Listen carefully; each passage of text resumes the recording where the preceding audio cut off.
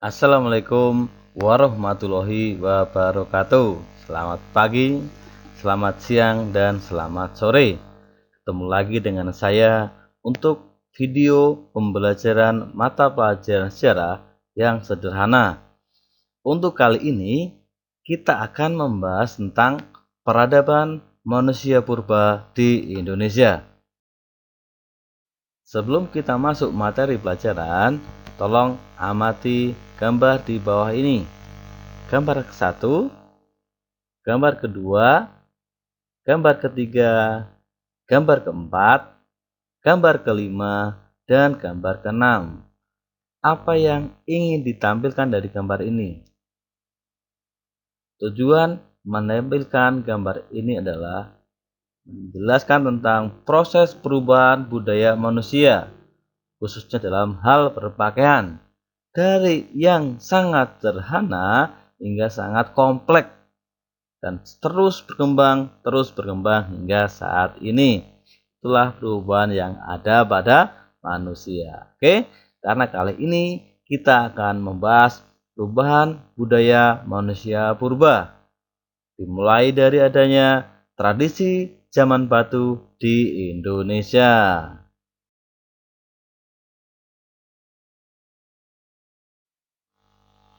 Zaman batu dimulai dari zaman Paleolitikum atau zaman batu tua, seperti itu. Pada zaman batu tua ini, kehidupan masih bersifat food hunting and food gathering dengan pola nomaden, artinya manusia purba masih mengandalkan apa yang diberikan oleh alam, yaitu berburu dan ramu. Mereka belum mampu menciptakan makanan sendiri. Adapun yang dimaksud dengan pola nomaden adalah bahwa mereka belum mempunyai tempat tinggal, belum mengenal tempat tinggal secara menetap. Mereka masih berpindah, dan terus berpindah, seperti itu. Zaman Paleolitikum ini didukung oleh kebudayaan Pacitan dan Ngandong, atau kehidupan yang ada di Pacitan atau kehidupan yang ada di Ngandong, di mana Pacitan dan Ngandong menghasilkan sebuah peralatan atau kebudayaan koper, flake, ataupun kapak berimbas, sebuah peralatan batu yang dibuat manusia purba pada masa Paleolitikum tersebut.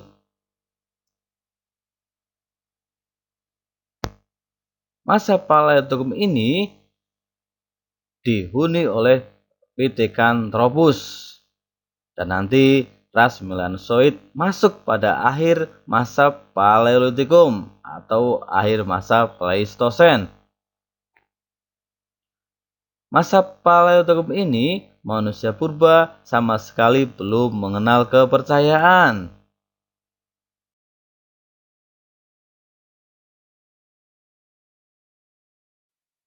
Masa yang kedua adalah masa Mesolitikum atau masa Batu Madya atau Batu Tengah. Pada masa ini didukung oleh ras Melanozoid yang mulai menghuni Nusantara, dan kebudayaan mulai berkembang pesat karena ras Melanozoid ini lebih cerdas daripada Pithecanthropus erectus.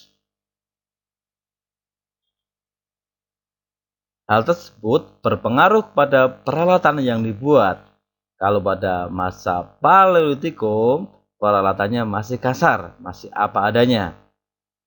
Contohlah, kapak hanya mengenal kapak berimbas, hanya mengenal serpih dari pecahan. Tapi pada masa Mesolitikum ini, mereka sudah mampu membuat mata panah yang berasal dari batu, juga mengenal kapak lonjong, nanti yang bisa dipasangkan dengan kayu menjadi kampak, seperti itu. Mengenal kapak corong, juga mengenal alat tulang, seperti itu.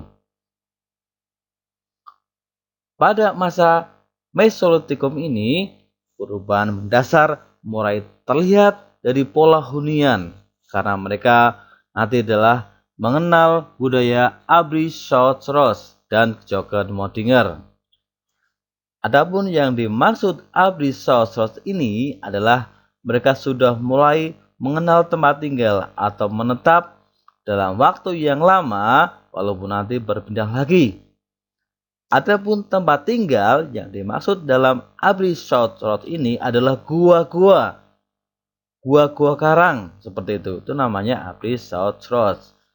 Yang dimana gua dalam kesehariannya mereka melakukan proses sosialisasi berkumpul dengan manusia purba satu individu dengan individu lainnya dalam sebuah gua batu karang. Dari sinilah banyak budaya muncul, banyak budaya berkembang dari abdi Sosros ini. Yang kedua adalah budaya Kejongat Modinger yang dimungkinkan adanya pola hunian manusia purba yang berada di pesisir. Hal ini dibuktikan dengan adanya tinggalan-tinggalan bekas konsumsi manusia purba, yaitu berupa kulit-kulit kerang yang sudah memfosil. Dari tumpukan-tumpukan kulit kerang ini banyak ditemukan hasil-hasil budaya, baik dari batu maupun tulang seperti itu. Dalam gua ini juga manusia purba nanti mulai mengenal api.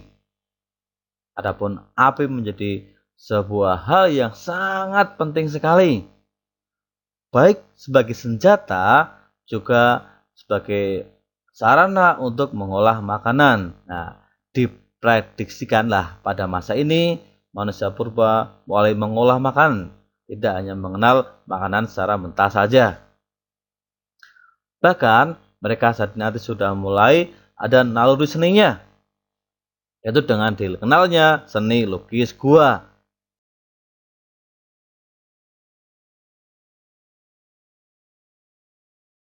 Oke, masa yang selanjutnya adalah masa Neolitikum, di mana masa ini adalah masa yang paling maju pada zaman batu. Seiring dengan masuknya bangsa Proto-Melayu dan Deutero-Melayu dengan jalur yang sama, yaitu melalui Indonesia bagian barat juga Indonesia bagian tengah. Masuknya bangsa Proto-Melayu dan Deutero-Melayu ini sehingga muncullah revolusi Neolitikum yang sangat berpengaruh bagi kehidupan di Nusantara. Adapun revolusi Neolitik ini adalah perubahan dari food hunting and gathering berubah ke food producing, seperti itu.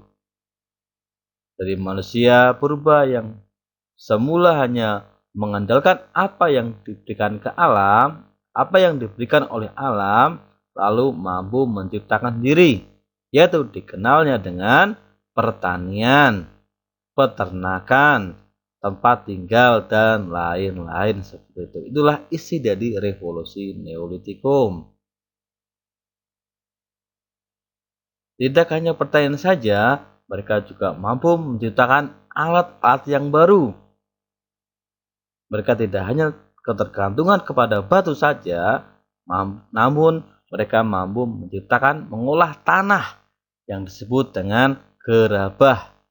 Bahkan tidak hanya tanah, bangsa Melayu ini nanti membawa budaya logam, sehingga budaya dari bangsa Melayu ini lebih cerdas dan lebih maju dari budaya yang dibawa oleh bangsa Melanesoid yang masuk pada masa Mesolitikum.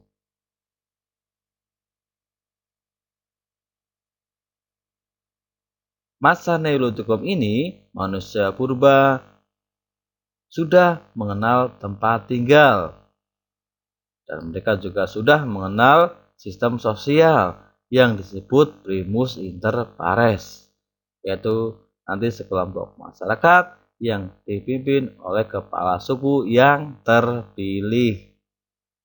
Mereka juga mengenal kepercayaan yang sangat sederhana, yaitu animisme dan dinamisme.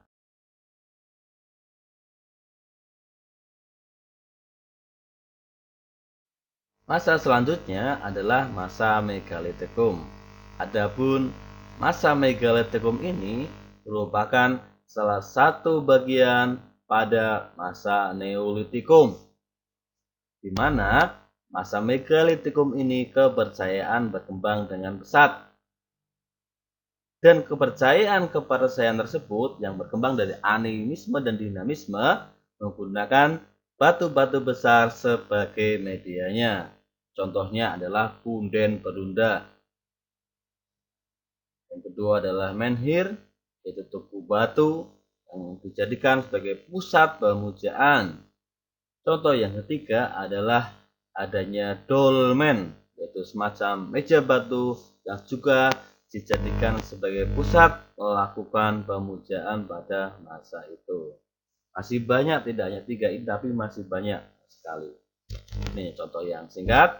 Dan yang keempat, pada masa ini juga manusia purba mampu atau mengenal seni pembuatan arca. Tapi arca pada masa ini berbeda dengan arca-arca nanti yang muncul pada masa Hindu-Buddha seperti itu.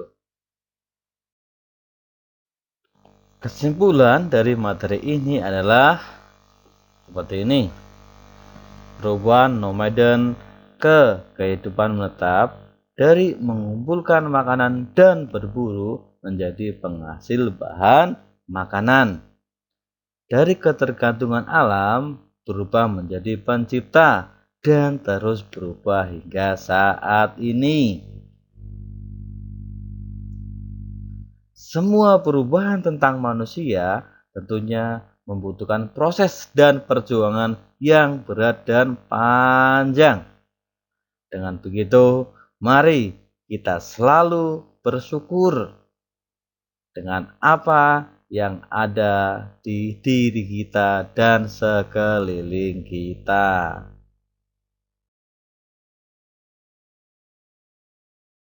Sebelum satu materi kali ini, ada kata bijak dari tokoh yang tentunya kalian mengenal, yaitu dari Adolf Hitler. Orang yang tidak memiliki rasa sejarah adalah seperti orang yang tidak memiliki telinga atau mata. Demikian yang dikatakan Adolf Hitler.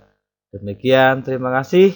Mohon maaf bila mana dalam menyampaikan materi kurang begitu jelas atau hal-hal yang kurang berkenan. Terima kasih. Wassalamualaikum warahmatullahi wabarakatuh.